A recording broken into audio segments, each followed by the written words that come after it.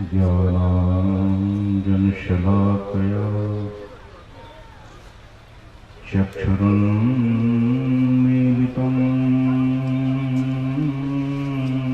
येन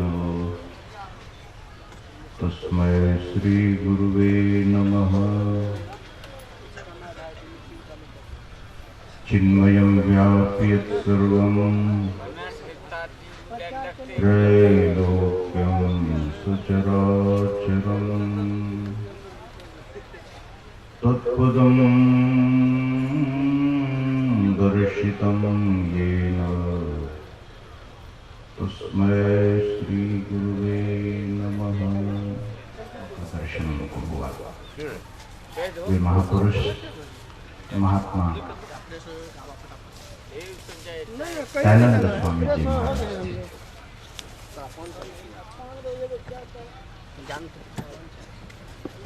दूर से ही काशी नरेश महात्मा दयानंद जी महाराज को प्रणाम करते हैं तो तुरंत महात्मा दयानंद उनके नाव पर उनको दिखाई देने लगे। राजा के पास महात्मा दयानंद स्वामी जी आते हैं और उनकी चमकती हुई तलवार को अपने हाथ में ले लेते हैं और लेकर गंगा जी में डाल देते हैं। महात्मा दयानंद स्वामी के इस व्यवहार से वे बहुत खिन्न हो गए।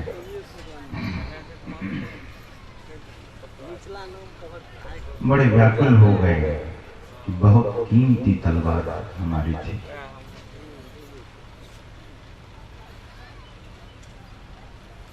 महात्मा दयानंद स्वामी तुरंत गंगा जी में कूद गए। उनके मनोभाव को समझते हुए और गंगा से दो तलवार लेकर राजा के समक्ष रख देते हैं और कहते हैं कि राजन, इसमें से कौन सी तलवार तुम्हारी है? दोनों एक जैसी तलवार थी। राजा अपनी तलवार की पहचान नहीं कर सका।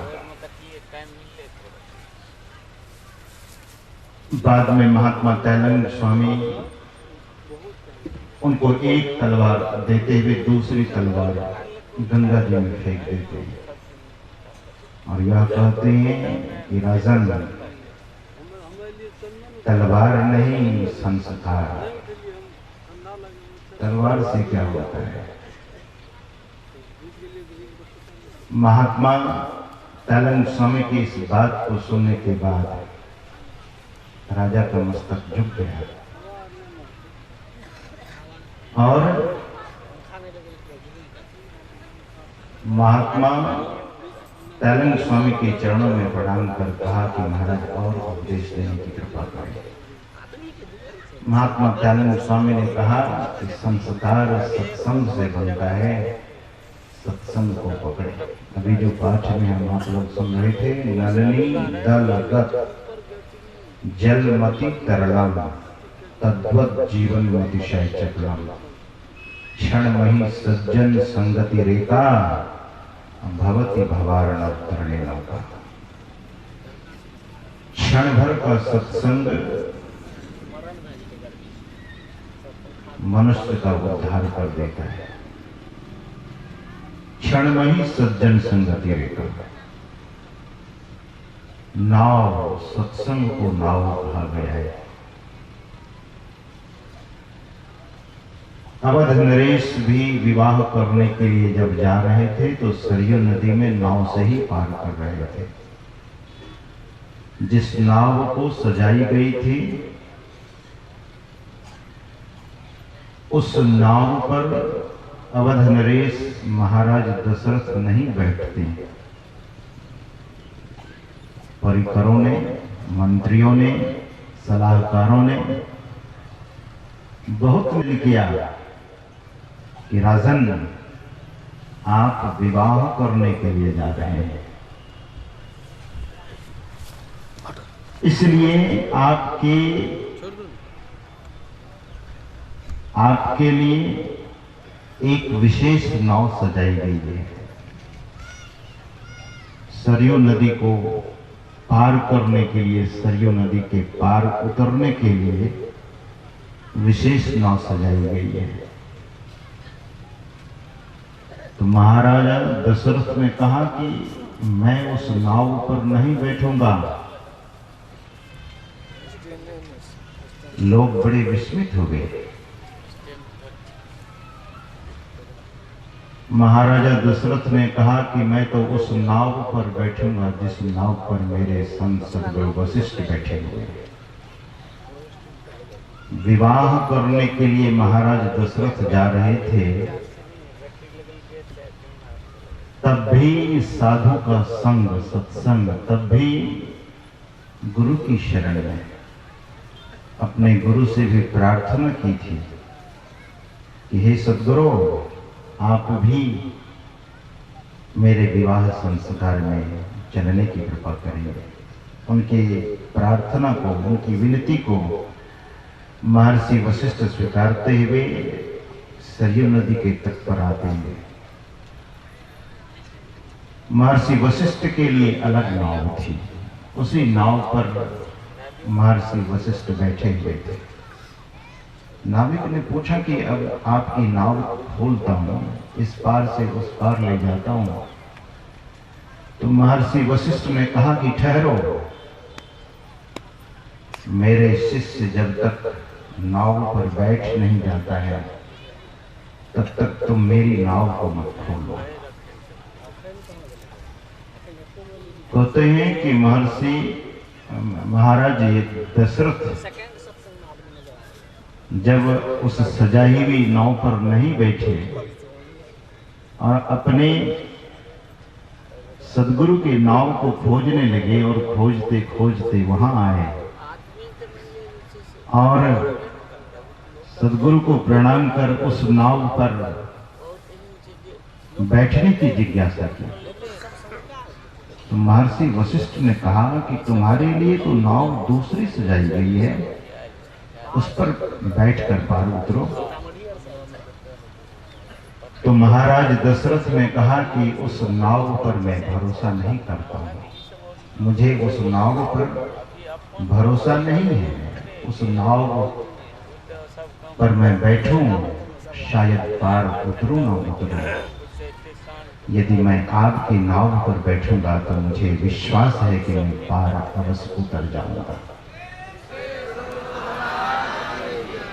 कहते हैं कि महर्षि वशिष्ठ अपने शिष्य की श्रद्धा को देखते हुए आदेश किया कि आओ मेरे नाव पर बैठो। कदाचित आप इस घटना को कभी पुराणों में पढ़े होंगे। रावण को पता हो गया था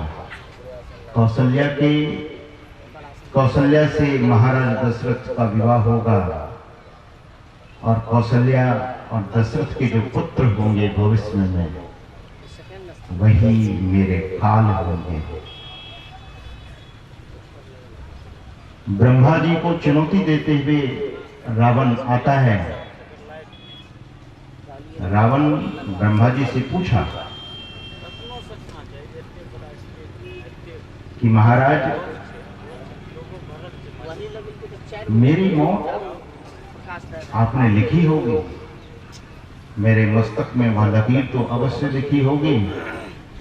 तो ब्रह्मा जी ने कहा कि हाँ, तुम्हारी मौत कौशल्या और दशरथ के पुत्र जो श्री राम होंगे उन्हीं के द्वारा तुम्हारी मौत होगी। तो आपने मेरे मस्तक में यह लेख लिखा है, ध्यान दीजिए, मैं हर लेख को मिटाता हुआ आया हूं।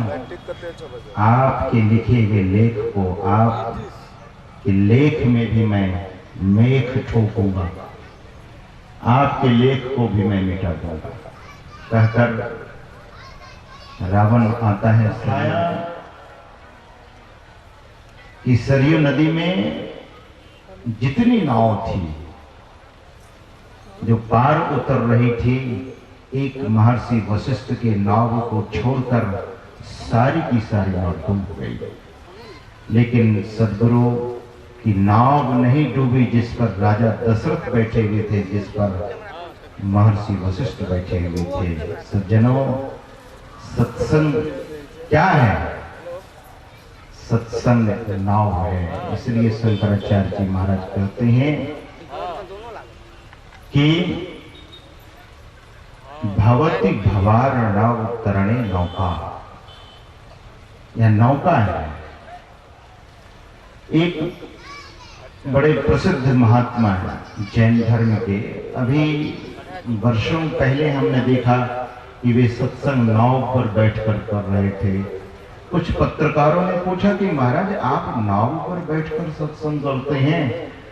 तो उन्होंने कहा कि सत्संग नाव है। मैं सोचा लोगों के मन में यह बात बैठे कि सत्संग नाव है, इसलिए सत्संग नाव पर बैठकर सुना रहा हूं। सत्संग के संबंध में हम आप महिमा अनेक तरह से सुनते हैं, लेकिन मैं तो आप तमाम लोगों से यह निवेदन करूंगा कि अगर इस पांडाल की ओर झांकें और इस धर्म मंच की ओर झांकें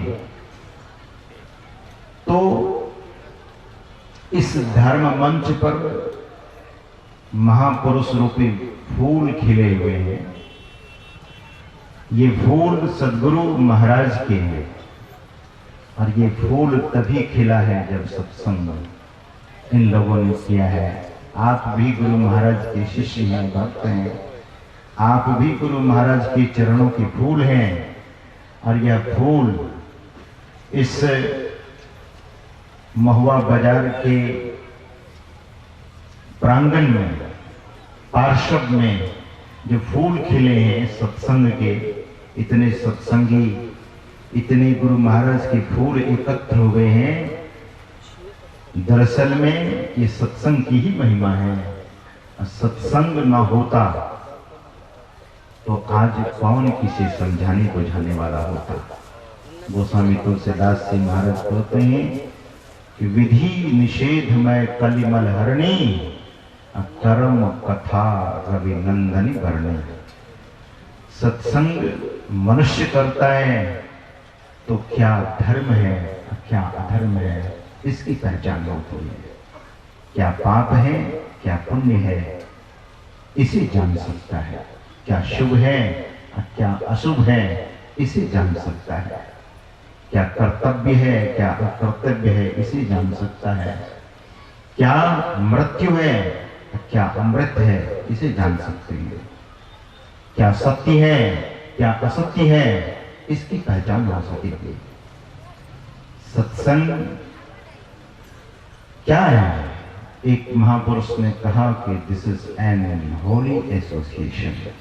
there are many association in the world but this is the holy association.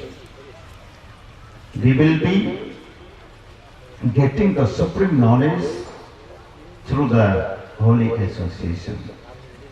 We can judge what is the bad and what is the good, what is the darkness and what is the light, what is the death and what is the nectar, what is the foundation and what is the freedom.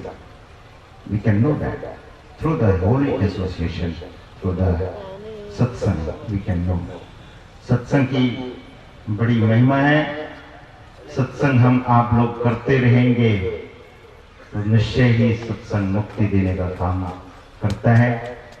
हमारे जो मन संचालक आज इस पाली के विद्वान महात्मा स्वामी सत्य प्रकाश जी बड़े ही ढंग से वे मन संचालन कर रहे हैं।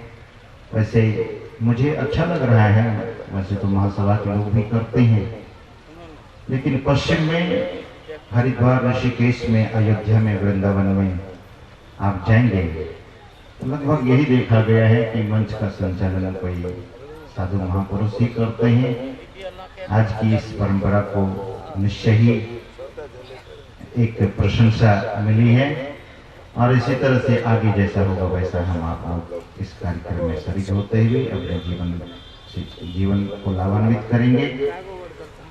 समयानुसार इन्हीं शब्दों के साथ वाणी को विराम। बोलिए श्री सद्गुरु महाराज की जय।